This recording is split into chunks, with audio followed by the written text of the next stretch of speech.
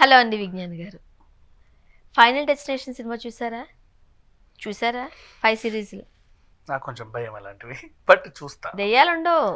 ఏం జరగబోతుందో ముందే తెలిసిపోతది. ఆ కథ ఏం జరగబోతుందో ముందు కథ అంతా చూపిచ్చేస్తారు. అలా కాకపోయినా ఇంకోలాగైనా అందరూ చచ్చిపోతారు. మన శబ్దం లాగా.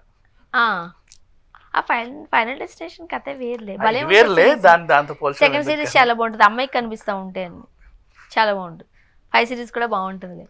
థియేటర్కి వెళ్ళి చూస్తే అదే చెప్తున్నా.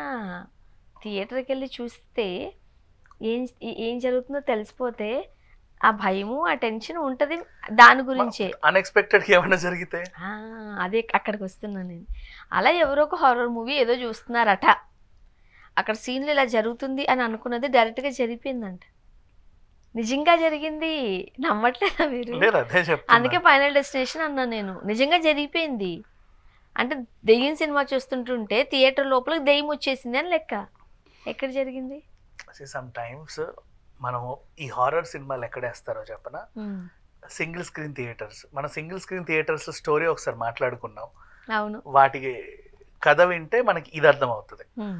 యాక్చువల్గా ఏంటి సింగిల్ స్క్రీన్, మళ్ళీ ఎక్స్ప్లెయిన్ చేస్తా. సింగిల్ స్క్రీన్ థియేటర్స్ అవి తాతల కాలం నాటి వాళ్ళు కట్టించి ఉంటారు. అవును. ఇప్పుడు కొత్తగా ఈ ఏషియన్ వాడు వచ్చి నాకు ఇవ్వు, నేను రెనోవేట్ చేసి నీకింత నాకింత ఇస్తా అంటే వాడు ఏం చేయాలి? ఆ తాత తర్వాత పుట్టిన నలుగురు వాళ్ళందరూ ఉంటారు కదా, వాళ్ళందరూ సంతకాలు కావాలి. ఆస్తి వాళ్ళదే, మరి కుటుంబం ఆస్తి అది. Linked documents. వాళ్ళందరూ మాకు ఇష్టం లేదని కొంతమంది, ఇప్పుడు అది అమ్మి మనం ఏం చేసుకుంటామని కొంతమంది, పర్లేదు లాస్ట్ వాడికి ఏ ఉద్యోగం లేదు కదా వాడికి ఇద్దామని కొంతమంది, వాటట్టు ఇస్తారు నేను ఇవ్వనని ఒకడు. ఇట్లాంటి లిటిగేషన్స్లో వాళ్ళు అమ్మరు. కొంతమంది ఇదొక సిట్యువేషన్.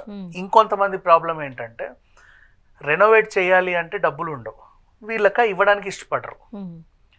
అంటే అదంతా కొన్ని 5-6 కోట్లు ఖర్చు అవుతుంది. ఇప్పుడు పాత అన్నీ తీయాలి. ఓల్డ్ ఏసీలు బాగా ఎక్స్పెన్సివ్ ఇప్పుడు ఆ రిపేర్ చేయాలంటే. అప్పుడు కొన్నప్పుడు తక్కువ అయి ఉండొచ్చాము. సో అదంతా మనం ఏం సెట్ చేయలేం. రిపేర్లకు అయ్యే ఖర్చుతో నువ్వు ఇంకో థియేటర్ పెట్టొచ్చు. అట్లాంటి సిట్యువేషన్స్లో వీళ్ళు ఏం చేస్తారు, సర్లే నడవని అంటారు. అప్పుడు దాంట్లో ఎలాంటి సినిమాలు వేస్తారు చెప్పనా?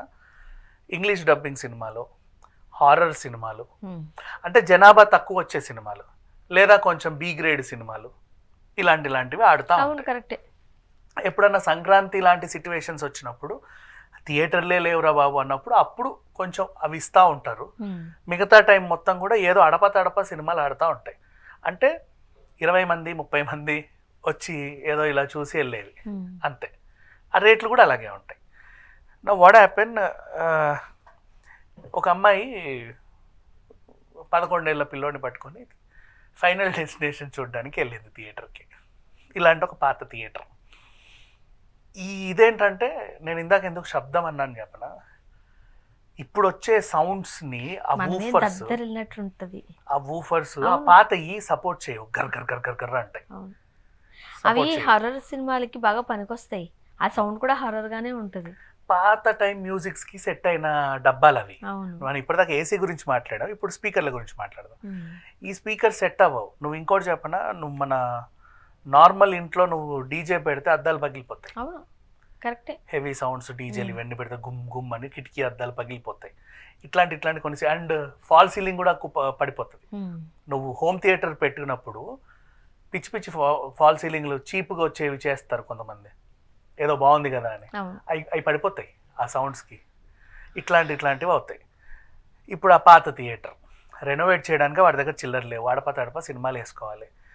ఫైనల్ డెస్టినేషన్ సినిమా వేస్తే 30 మంది వచ్చారు. ఒక ఆవిడ మంచిగా ఆనందం తట్టుకోలేక వెళ్ళింది, పిల్లోడిని పెట్టుకొని కూర్చొని చూస్తుంది. నెక్స్ట్ ఏం జరగబోతుంది, ఇవిడకి అన్నీ తెలిసిపోతున్నాయి, ఇది ఇట్టుంటుంది అట్టుంటుంది అని పిల్లోడికి చెప్పి మరీ ఎక్స్ప్లెయిన్, వాడేమో వణుకుతా ఉన్నాడు.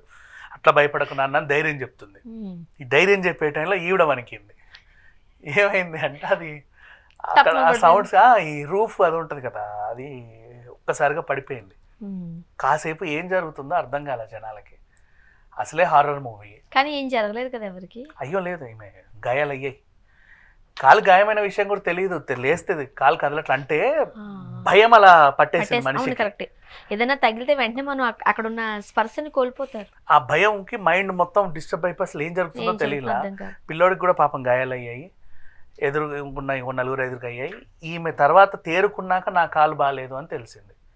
ఈవిడెవరంటే ఆ ఫైనల్ డెస్టినేషన్ థియేటర్ ఎక్కడైతే ఉందో ఆ పక్కనే ఉన్న బార్లో వెయిటర్గా పనిచేస్తుంది. ఓకే. సో పాపం ఇప్పుడు ఆ కాలు సరిగ్గా లేకపోవడం వల్ల ఆవిడ జాబ్కి కూడా కొన్ని రోజులు సెలవులు పెట్టాల్సి వచ్చింది. అంటే మెడికల్ ట్రీట్మెంట్ అవసరం. అవసరం. ఇది జరిగింది ఓవరాల్గా. కాకపోతే ఇక్కడ సిచ్యువేషన్ ఏంటంటే వేరే ఏదైనా సినిమాలు చూడడానికి వెళ్ళినప్పుడు అయ్యే ఎక్స్పీరియన్స్లు వేరు.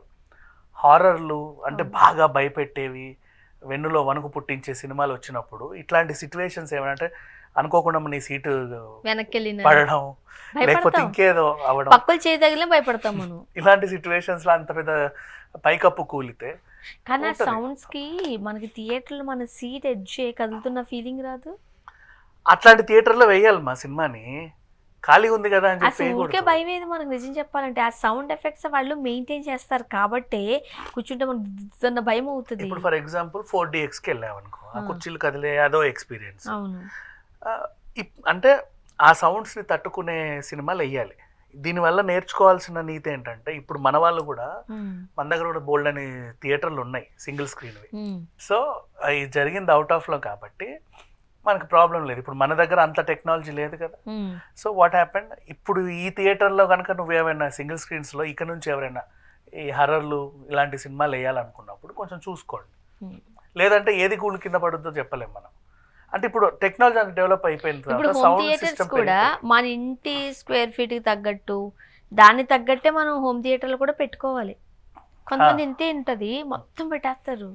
అంటే వాడు కొంటాడు, ఆ రూమ్ ఇంతే ఉంటది, ఈ నుంచి ఆడదాకా స్క్రీన్ పెద్ద పెద్ద పెద్ద టవర్లు కొనేసి పెడతాడు. అది చెప్పుకోవడానికి ఏదో ఉంటది కానీ అలా చూడు హౌస్ సపోర్ట్ చెయ్యదు.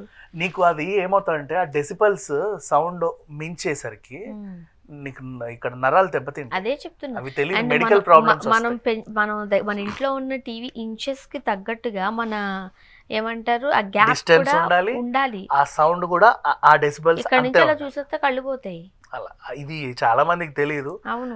మన ఇల్లు ఎలా ఉన్నా పర్లేదు, మన టీవీ ఉందా లేదా, మన ఆర్థిక పరిస్థితి పెరుగుతున్న కొద్దీ గొప్పలు చెప్పుకోవడానికి ఒక పెద్ద టీవీ అయితే ఇంట్లో ఉండాలి.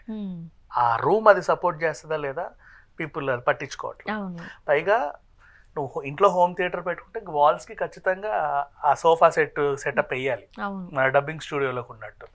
లేకపోతే సౌండ్స్ నీకు అది గోడలకేం అవ్వదు, నీ నరాలకు ఎఫెక్ట్ అవుతుంది. అవును, ఇబ్బంది అవుతుంది. అది ఎవరు సాధారణంగా పట్టించుకోరు. ఎప్పుడో మంచం ఎక్కినప్పుడు మల్టీ ఆర్గానిక్ ఫెయిల్యూర్ అయినప్పుడు అప్పుడు వాళ్ళు ఓహో ఇదా మనం చేసిన తప్పు, చిన్న మిస్టేక్స్ బట్ మనం దాన్ని నెగ్లెక్ట్ చేస్తూ ఉంటాం. అదే మనం చాలా ఇబ్బందుల్లోకి నెడుతుంది. ఇప్పుడు థియేటర్లో కూడా అంతే కదా, ఆ ఎఫెక్ట్ల వల్లే మనం ఇంకాస్త భయపడతాం. అది దట్టు ఫైనల్ డెస్టినేషన్ లాంటి సినిమాలంటే ఏమైపోతుందో చాలా క్రూయల్గా జరుగుతాయి అవన్నీ. బాబోయ్ ఇలా విడిపోతారు, ఇరిగిపోతారు. స్క్విడ్ గేమ్ గుర్తొస్తుంది నాకు, అలాంటివి చెప్పక భయంగా ఉంటుంది పాపం. Thank you.